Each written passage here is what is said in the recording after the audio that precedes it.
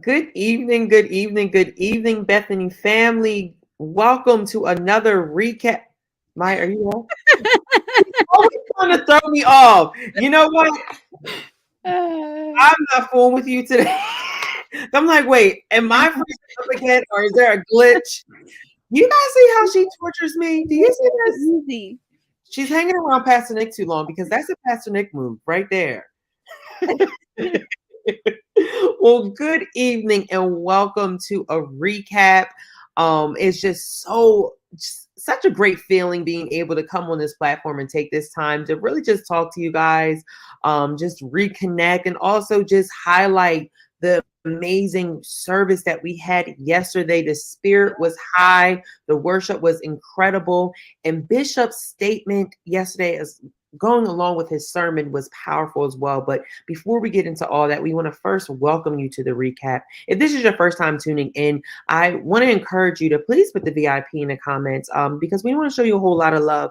Here on the recap, it's just a time where we just like to recap everything that's happening around Bethany, not just in service on Sundays, but what's happening online and things that we have coming up in the upcoming weeks. So this is the time to just get reconnected or get connected with us right now and fellowship. Have that time to have that conversation, that dialogue, that open dialogue. And we want to hear from you. As Maya always says, we don't just like getting up here and just talking. We want to hear from you. This is an engaging moment. So please make sure that you drop your questions, your comments, your perspectives, how you enjoyed service thus far. How have you been enjoying the last Bible study, word impact gatherings with the oil and the blessing of it? And then there's so much happening, and it's only February going into March that's happening at Bethany, but so much that we want to talk to you guys about and hear from you as well, right, Mai?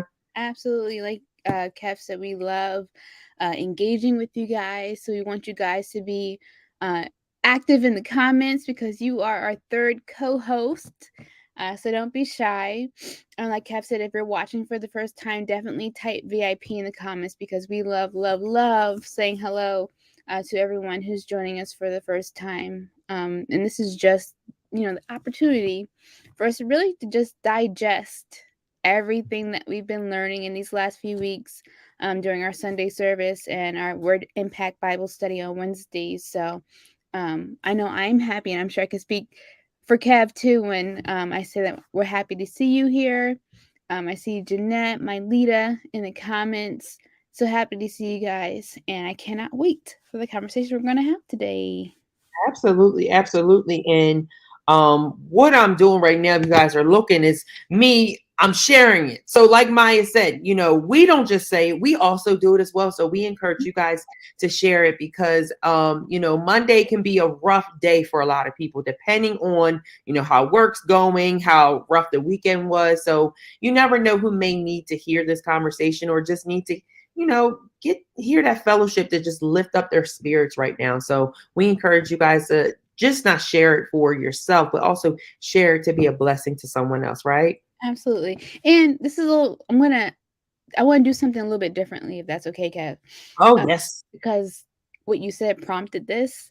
Sometimes Mondays are just like, "Ugh, Mhm. Monday, Mhm. right? I think it's important. Monday blues. Monday blues.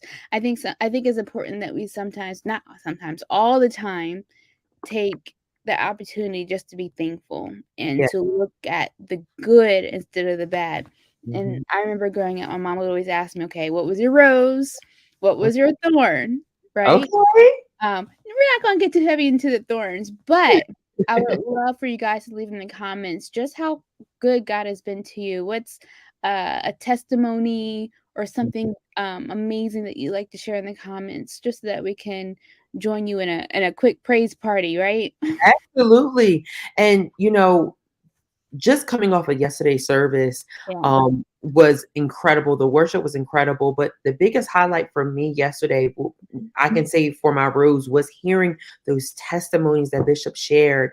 Not only the testimonies from Bible study, but also the testimonies from the students where we gave coats to Yeah. and everything.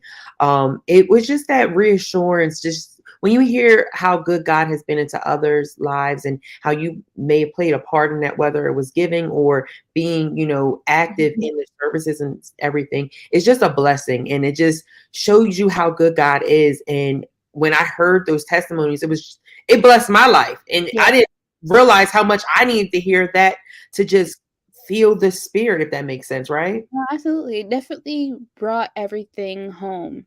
Mhm, Our mission here at Bethany is to transform lives one at a time.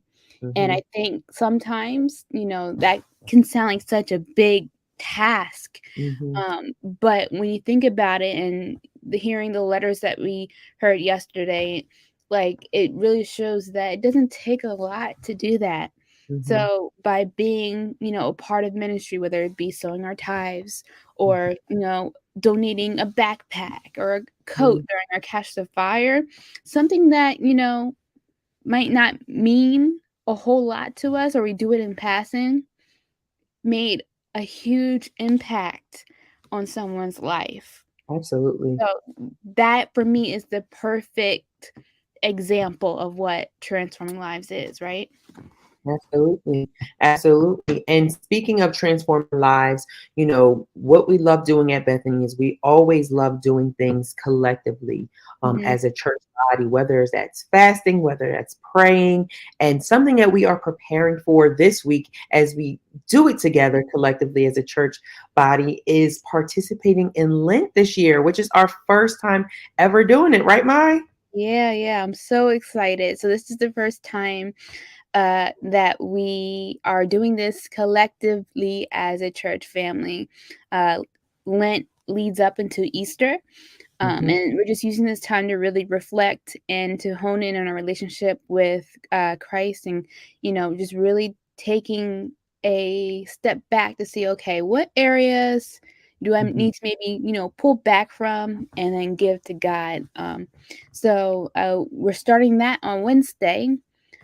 Pastor Nick will be doing a live Facebook and YouTube uh, video um, with us to, really kind of get this journey off to a great start with a message and prayer.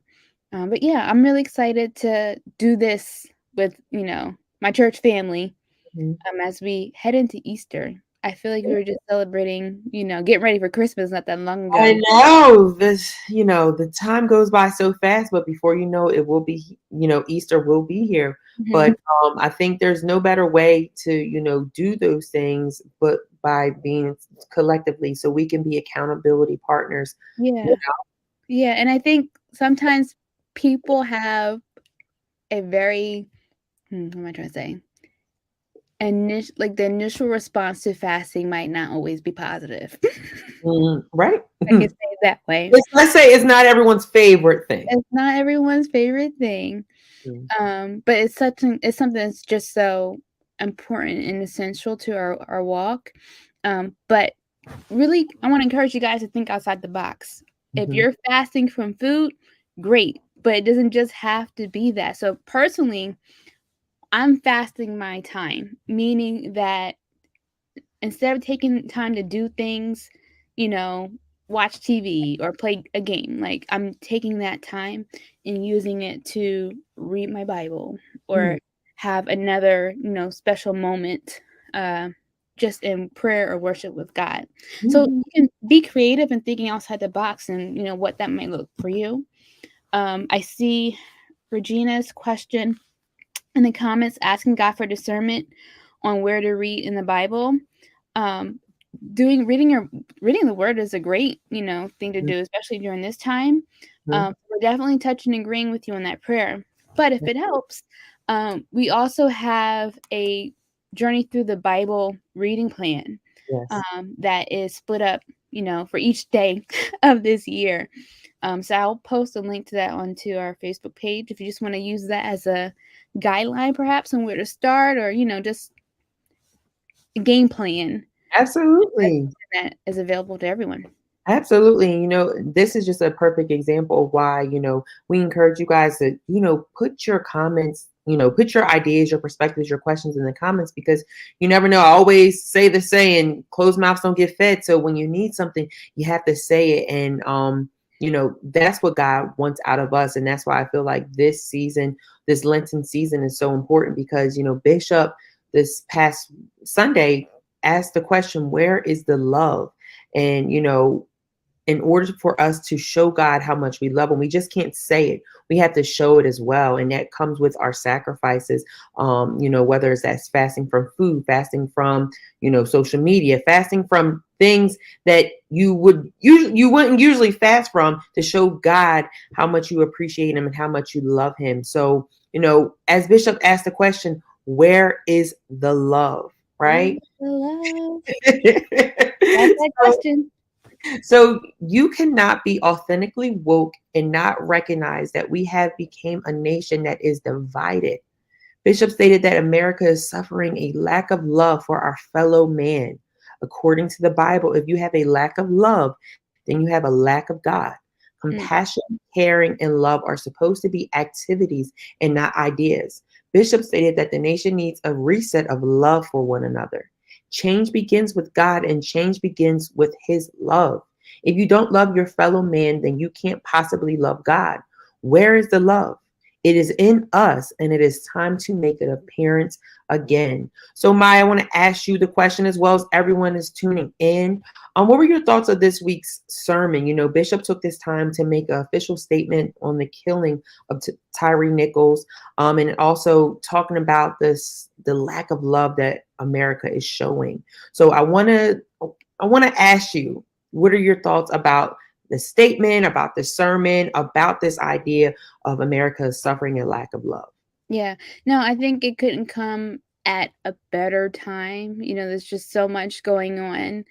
Pastor Nick and I were talking this morning about how it feels like we're repeatedly hitting our head up against the wall, like, because we keep on running into these type of issues. Mm-hmm. And I think that when you're on the side of being oppressed and you're trying to do the right thing and you're running into issues here and there and you see things aren't working, it can become very draining and discouraging.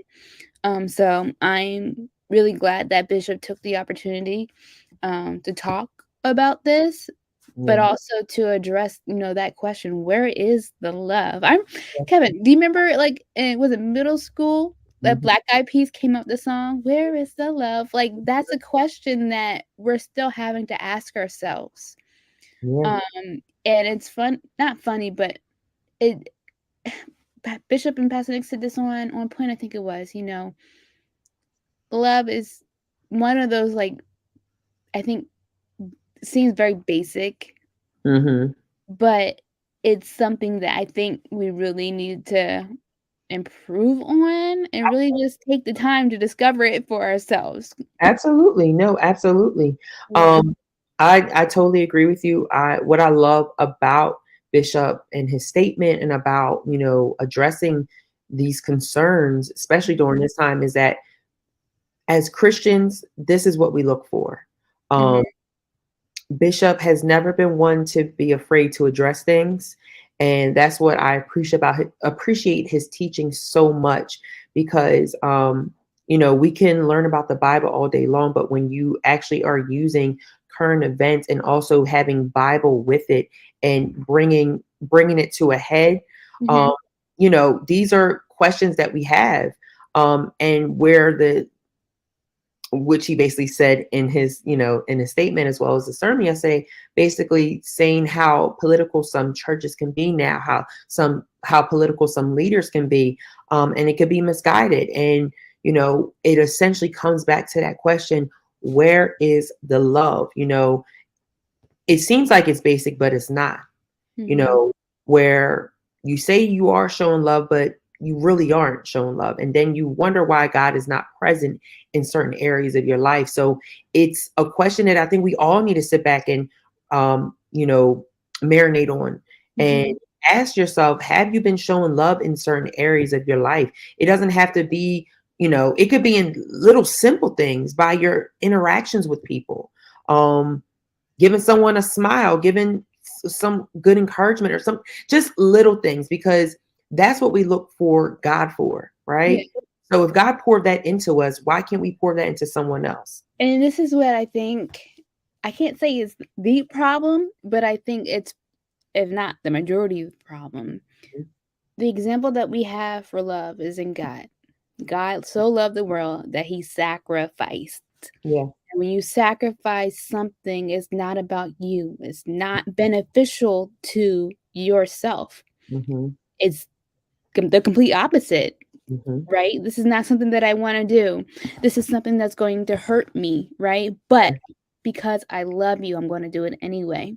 And Absolutely. so, in that same thinking, I think sometimes we have a hard time thinking outside of ourselves Yeah. and what's going to benefit me and what am I going to get back from this? Or, you know what I'm Yeah. saying? Absolutely. Next talks about transactional love and, you know, just taking and not giving, Yeah. right? Mm-hmm. So I think that is something that is pretty big, you know. No, it is true because I feel like we do live in a society that's always looking at what they're going to get out of it. What am I Mhm. going to do? Instead of just saying, just doing and showing that love, showing that compassion, like Bishop said, compassion, caring, and love. They're supposed to be activities, not ideas. These Mhm. are things, they should be active in our life. Having that compassion for someone, having a caring heart for someone, and also showing that love as well. And I think that's where we get it. That's where when it comes to showing forgiveness for people, it's a hard time for us because we don't know how to forgive. If Mhm. we want to be honest, we don't know how to forgive.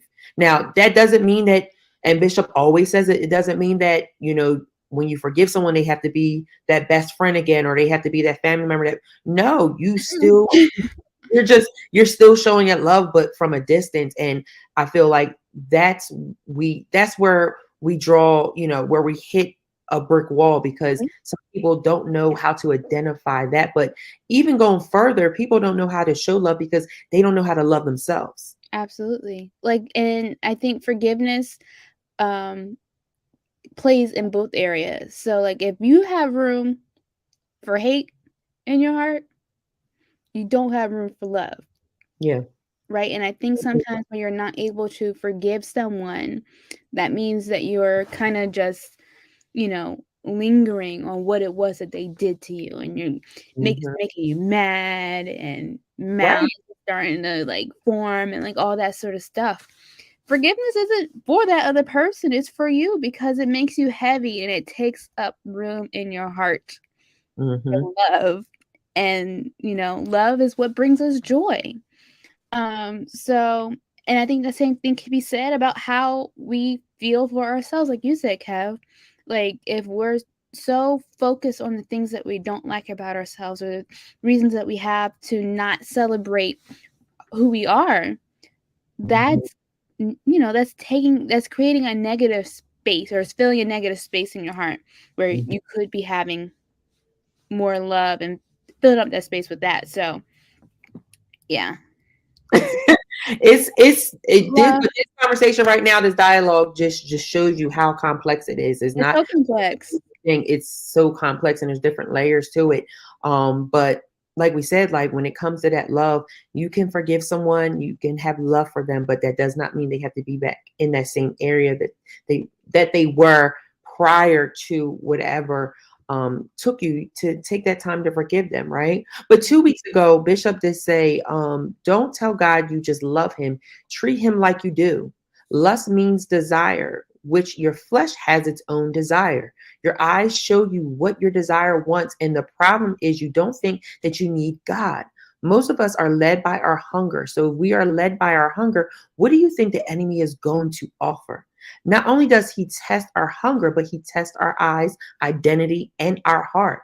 Even if you defeated the enemy on a certain day, you have to be prepared for him to come back harder.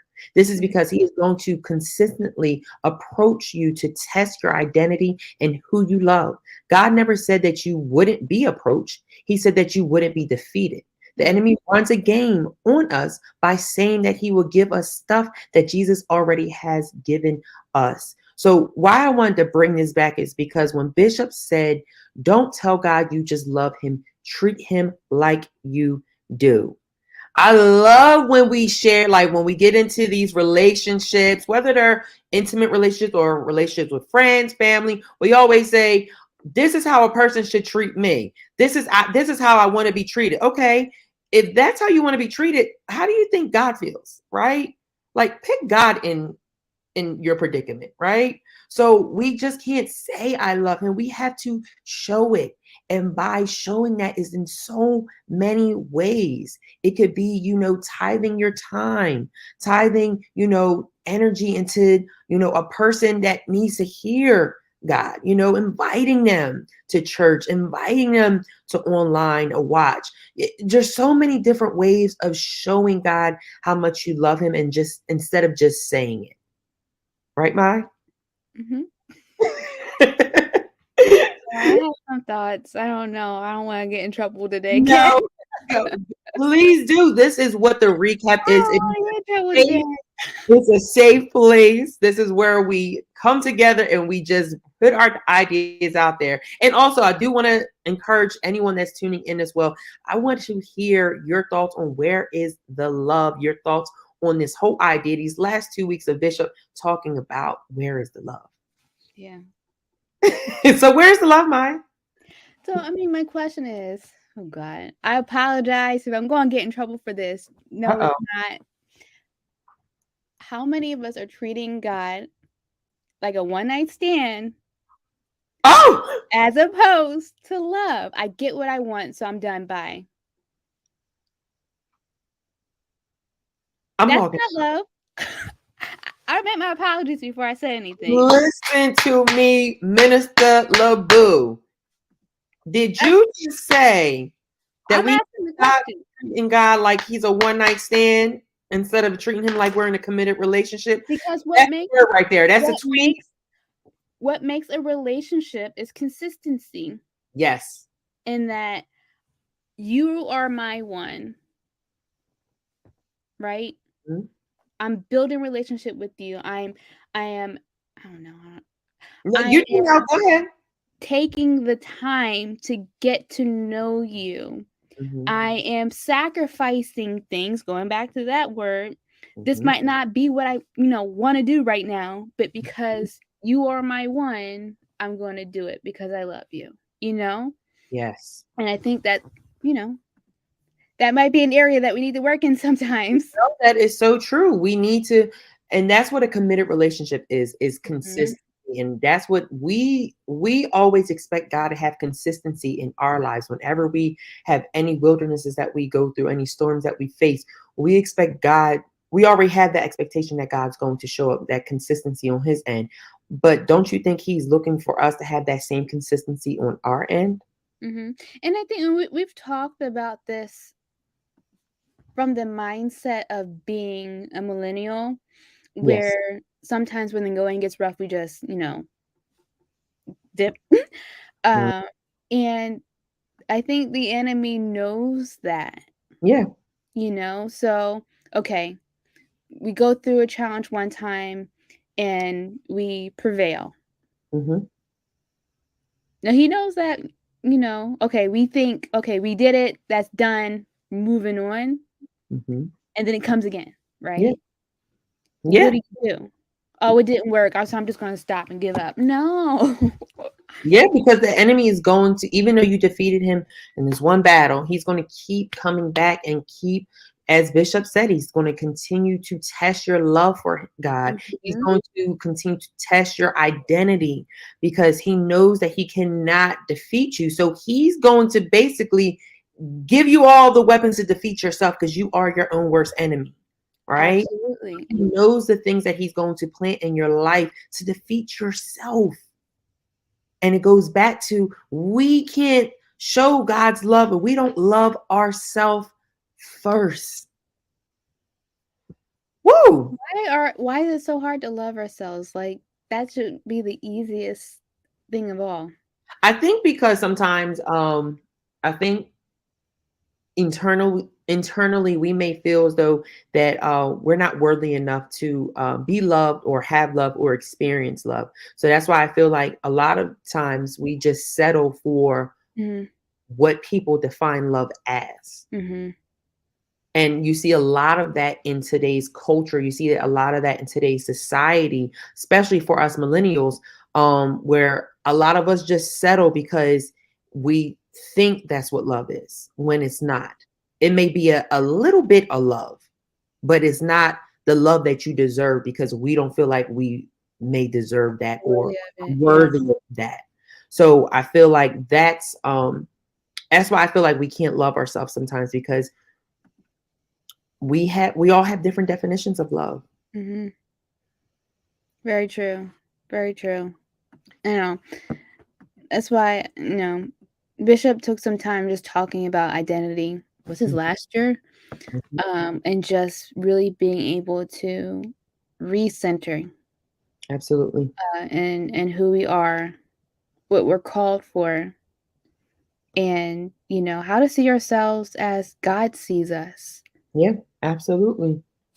So Bishop said you can't buy faith. You have to be taught faith. You can't be upset about the few friends that you do have. Some insults are actually compliments in disguise. We have to remember that we have a Holy Ghost that reminds us who is our God. Bishop stated that you are anointed for the challenges that you face in life. Lies are birthed out of lies, and truths don't birth a lie. The only time people lie to you is when they start believing that lie is the truth, and you better watch out for them people. You don't need to listen to those that try to disconnect you from your faith and your relationship with God. Bishop calls them seducers. There are some seducers that are inside the church. So don't let any of them shake your foundation. So, as always, this goes back to, I say this all the time, wherever we have conversations about always assessing your circle. I think it's very important that we do this, monthly, yearly, weekly, because you never want anyone to shake the foundation that you're creating for yourself. Mm-hmm. Never want anyone to put things, because if I can be honest, I'll just say for millennials, I'm not going to say for other generations, but we tend to have a lot of influence on each other. Yeah. And with that influence, someone may say this, and you ever play the game telephone? They say this, and you say it to the next person. So by the time it gets back to you or whatever, it's something totally different. What I said. Right. So we tend to have a lot of influence on each other, and sometimes that influence shakes our foundation. Everything that we've been praying for, fasting for, believing God for, someone can say the total opposite and take us off track, take us off focus of our foundation. And those people may not even know that they're seducers. There may be the enemy using them to shake you up, right? Yeah. And I love that Bishop covered this. That's why it's so important to assess those circles. And like Bishop said, not be upset when you have a few friends. Less drama, less problems, less influence, right? Yeah. And I'll be honest, like that's something that I used to struggle with. Feeling like I was never the popular person in school. Newsflash. But I've come to appreciate that. Because not everyone, I hate to say it on this way, is not on the same level, right? In terms of relationship with God. And not everyone you need to be with. I think you also outgrow people too. Like it's okay, and that's good. You should want to grow. You don't want to stay stagnant. And I think it's important to remember that we're like sponges. And even if it might look nice or sound good in the beginning, we're sponging everything up into who we are. And so I think it's very important that you take note of who it is that you're surrounding yourself by and really paying attention. Because I think sometimes we can outtalk or outthink ourselves in the way, for example, saying, oh, this is what this person said. And it might not, be the best, but I'll justify it because I know her and that's not how she meant it, So don't skirt things under the rug and really just being I don't know, just really paying attention to those sort of things. Because that's how it sneaks up on you. Yeah. But it goes back to that question, where is the love? So I want to ask you guys, where is the love? Bishop told us the love is within us, and it's time to make an appearance again. So I do want to encourage you guys, if you did not take the time to listen to the sermon, I encourage you guys to go back and watch it a couple times, allow it to marinate, take your notes down, have a conversation, have your own recap, right? And bring your thoughts back every Monday, and let's have this discussion, because if you can't tell, I love having discussions. I love communicating. I love dialogue, because that's how you learn and that's how you grow.